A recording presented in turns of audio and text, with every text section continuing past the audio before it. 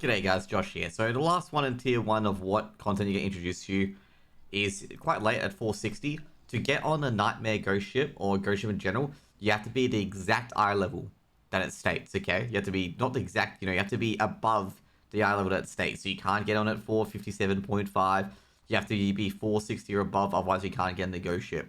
Now, the Ghost Ship is on the sea. It spawns in the sea. It generally spawns in these dead areas. So I think the Rondell, the Nightmare Ghost Ship, is around here. The Shadow Ghost Ship is around here. And the last two are actually down in Punica. So the Tempest Ghost Ship, as you guys can see in the top left, is here. And the Sinful one is here. So you have to be those exact eye levels or above to get in there. And basically, you get a lot of fragments, stones, or crystallized stones, depending on what tier you are, and you can get some class engravings, legendary battle engravings. You can get some engravings here. You can see here you get engravings as well. So you get engravings, shards. You basically get honing mats and a chance to get a Khan. Now, so what a ghost ship is basically it's a bit of like a clear trash into 100%, and you verse a boss. Now, be aware when you're versing this boss, if you do die against this boss, to make sure you use a Phoenix Plume. Do not exit the ghost ship, because if you exit the ghost ship, you lose your chance of getting it. So be aware of that as well, okay? Well, then again, I've never tested it. Maybe you don't lose the chance, but either way, ghost ships are only a weekly thing as well, okay? You can only do a ghost ship once a week. So once you've done a ghost ship on your Wednesday, you can't do it on Friday or Sunday or whatever it pops up next, okay? You can only do it once per week, and make sure you do it early in the week where more people are there trying to get it done, rather than late in the week where there's less and less people. Now, also another thing with the ghost ship is that if you do have Ivan's Wound, which is the ghost ship itself, from doing the ghost ship Una task, you will get you can mitigate the debuff that it gives you. So we'll basically jump in to show what I'm talking about, the debuff that it gives you.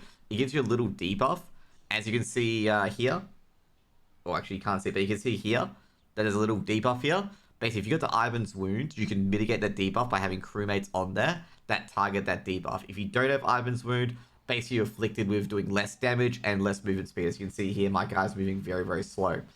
But either way, generally in Ghost Ship, you can group up. So this is an example of Ghost Ship. And basically at the same time is basically just killing ads at the start. And then once you've killed enough ads to, you see, if you can see here, it's like it's 100%. As soon as you get 100%, you kill the boss, okay? Which is Arturo in this instance.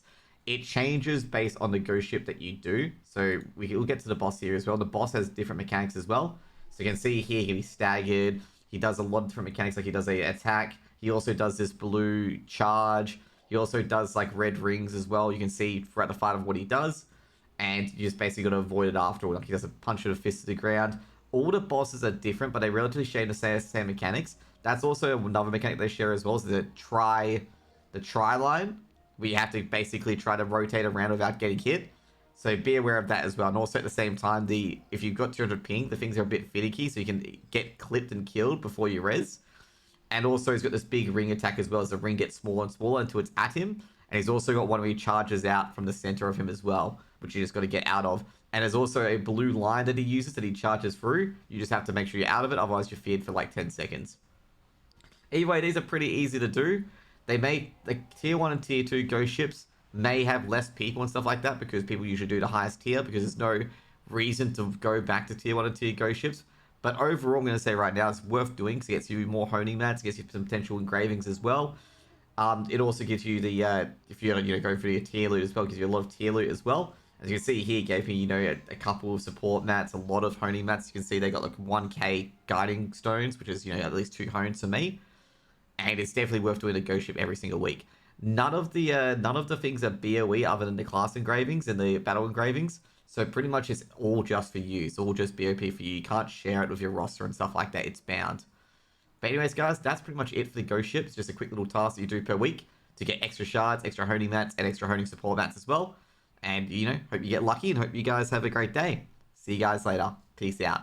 Bye.